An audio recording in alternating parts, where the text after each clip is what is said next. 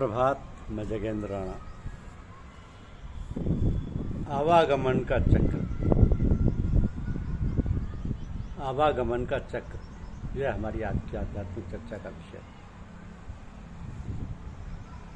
परमात्मा ने हम सबको पैदा किया, सारा संसार बनाया। यह सारा दृश्य जगत जिसकी खोजबीन करते करते मनुष्य थक गया है, किंतु अभी पार नहीं पा सका। पर अदृश्य जगतों के विषय में तो कहना ही क्या। इतना विशाल जगत बनाकर भी उस बनाने वाले का कहीं भी नाम और पता तक नहीं चलता। इस प्रकार रहस्यमय ढंग से रचना की है अखिल ब्रह्मांड, तो किसी को पता तक नहीं कि कहाँ है वो बनाने वाला, सृष्टिकर्ता, रचयिता, सारे चर जगत का मालिक। वही तुमसे बदला लेना चाहता है। कैसा बदला? यही ना कि हमने तो इतना बड़ा संसार बनाया और अपने आप को छुपाए रखा। किसी प्रकार मनुष्य मात्र के लिए संकेत है कि वह जो भी करे अपने लिए या दूसरों के लिए, उसमें दिखावट बनावट बिल्कुल ना हो। हम लोग किसी के साथ भी कोई छोटी मोटी भलाई का काम करते हैं तो समझते हैं हमने बहुत बड़ा काम किया और अपनी प्रशंसा और बड़ाई खूब चाहते हैं। तो किसी को एक पैसा भी देते हैं तो दिखा कर के लोग जाने कि हमने दिया। इस प्रकार मनुष्य अपने ऊपर न जाने कितने मल विक्षेप और आवरण चढ़ा लेता है। झूठे मान बढ़ाई और प्रतिष्ठा के अहंकार के इतने झीने पर्दे रहते हैं कि मनुष्य अपने ही आप को ढके हुए इनको नहीं जान पाता है और फलस्वरूप आवागमन के चक्र में रात दिन पिसता रहता है। बड़ी कठिन समस्या है जिसको सुलझाना तो दूर रहा, नित्य प्रति और उलझता जाता है। तो फिर क्या किया जाए? बात यह है कि जब हम सामूहिक रूप से कोई कार्य करते हैं तो समूह में जितने लोग होते हैं सबका ध्यान रखना पड़ता है और जिस उद्देश्य को लेकर काम करते हैं उस उद्देश्य को पूरा करने का भी ध्यान रखना पड़ता है। फिर उस समूह में जितने भी लोग रहते हैं कुछ न कुछ सभी काम करते हैं।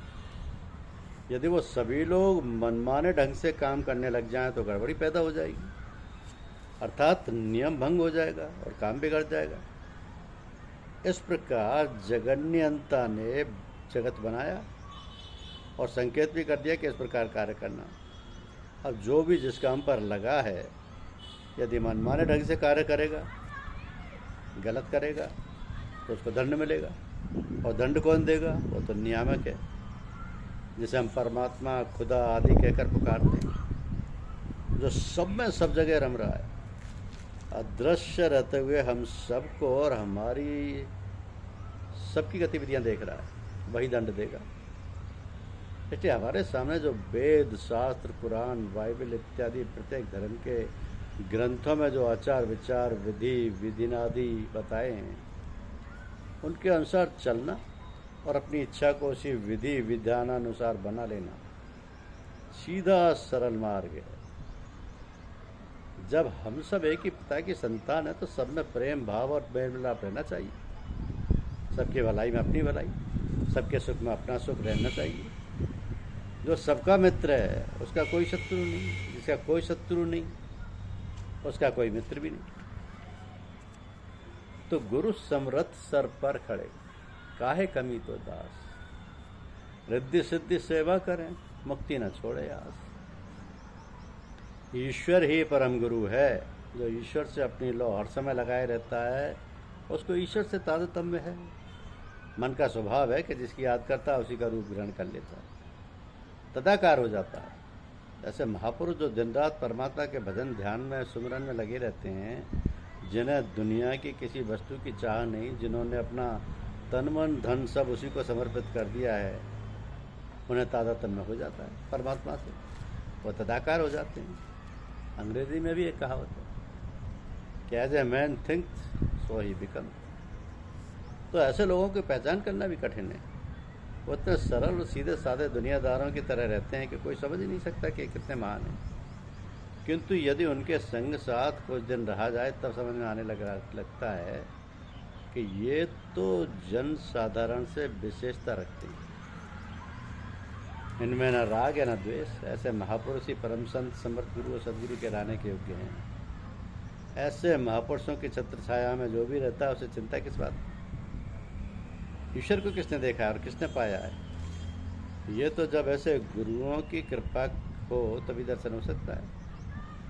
तो जब ऐसे गुरु मिल जाएं तब उनको पूर्ण रूप से अपने आप को सौंप देना चाहिए। लोग कहते हैं कि भाई जब आप खूब छानबीन कर लें, गुरु कीजिए जान, पानी पीजिए छान, खूब छानबीन कर लें तो फिर अपने आप को सुपुर्द करें। और इस प्रकार सुपुर्द करें कि जैसे मुर्दा नहलाने वाले के हाथ में। तो मुर्दा ही है, चाहे खड़ा करो, चाहे टेढ़ा करो, चाहे इधर पलटो, चाहे उधर पलटो।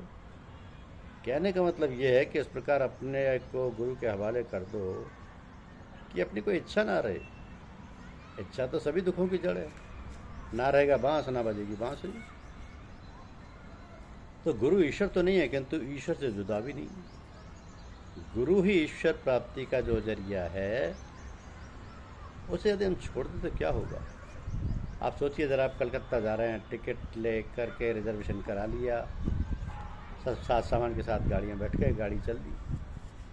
तो गाड़ी जब स्टेशन पर रुकती है, हमारी मंजिल मकसूद जहाँ हमें जाना बहुत दूर है, हम स्टेशन पर बीच में ही उतर जाएँ, इधर उधर घूमने लग जाएँ, ये फिक्र ना करें कि गाड़ी छूटने वाली है, तो गाड़ी तो समय से छूटेगी और सीटी भी देती है ताकि सावधान हो जाएं। तो जो लोग गाड़ी से उतर कर नाश्ता चाय कर रहे हैं, फिर भी यदि लापरवाह रहें, कतई भूल जाएं कि आपको जाना है, तो गाड़ी आपका इंतज़ार नहीं करेगी।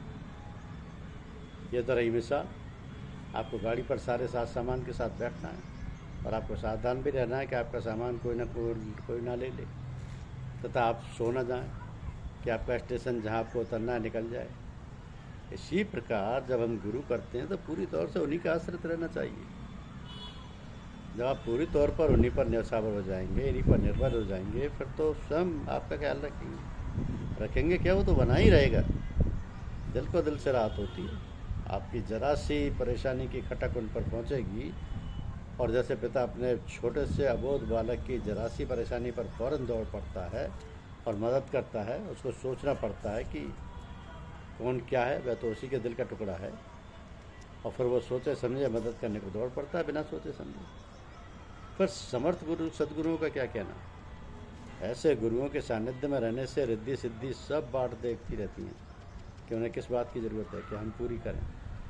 और ऐसे भक्त लोग उधर देखते भी नहीं हैं, मुक्तियों पीछे लगी रहती है। असल में तो आत्मा तो नित्य मुक्त है। ये सारा बंधन, सारे रिश्ते नाते और सांसारिक संबंध हैं वो मन के द्वारा होते हैं। तो जब मन से ही प्रेम मोहब्बत राग और द्वेष करते हैं, तो जब हमने अपना मन दे दिया गुरु को, सब कुछ समर्पित कर दिया, कोई इच्छा बाकी नहीं रही, और मुक्ति तो है ही। फिर तो मुक्ति ही है। जब वासना समाप्त हो गई, बंधन भी छूट गए, अब रही ये बात कि मुक्ति मिलेगी नहीं मिलेगी। मुक्ति के भी कई भेद होते हैं, उनमें भी चार हैं: सालोक्य, सामीप्य, सारूप और सारूप्य। तो समझने के लिए ऐसा है कि आप गुरु के रहते सहते या रहने सहने के गांव घर में पहुंच गए तो सालोक्य हो गया। फिर उनके पैर छूते ही सेवा भी करते हैं तो सामीप्य हो गया। फिर उनके पास रहते रहते और उनका ध्यान करते करते गुरु में ऐसी लय अवस्था हो गई कि अपनी शक्ल उन्हीं की शक्ल मालूम होने लगी। अपनी आँख, नाक, कान, गाल, सारी शक्ल और जिस्म लगता है वही है, मैं नहीं।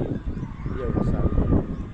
क्योंकि हमें यह द्वैत भाव है, क्योंकि जब तक ख्याल है मेरी शक्ल है तब तक तो है गुरु और हम। फिर इस बात के इस हाल के बाद अब ख्याल तो शक्ल का आता ही नहीं। जो सोचते हैं भाई हमारे अंदर उसने रखते हैं, और धीरे धीरे ज्ञानत हो जाती है कि एक जान दो शरीर दो हैं, किंतु और कोई भेदभाव नहीं रहता। जैसे उनके विचार वैसे हमारे विचार, कोई भेदभाव नहीं रहता। इसे कहते हैं सायुज्य मुक्ति, लय अवस्था, गुरु में होना या फनाफिल शेख। इसके बाद जो सूफी संत और इस्लाम से जिनका वास्ता है, फनाफिल शेख, रसूल, पैगंबर, अवतार में लय होना, और फिर फनाफिल्लाह यानी ईश्वर में, अल्लाह में लय होना। तो गुरु में लय होने के बाद ये अवस्था जैसे जैसे हमारी लय अवस्थाएँ घनी होती रहती हैं, वैसे ईश्वर, परमेश्वर, परमात्मा, ब्रह्म, पर ब्रह्म इत्यादि की अवस्थाएँ आती जाती हैं। ये सूक्ष्म में गुरु मत है। जिनका कोई गुरु नहीं वे सब मनमत होते हैं। जो जी में आया सो किया, कोई ऊँची नीच का ख्याल नहीं। जब कोई देखने सुनने वाला नहीं तब किसी का डर भी नहीं। तो सब कुछ गुरु को समर्पित कर दो। गुरु सबका ख्याल रखते हैं। गुरु सब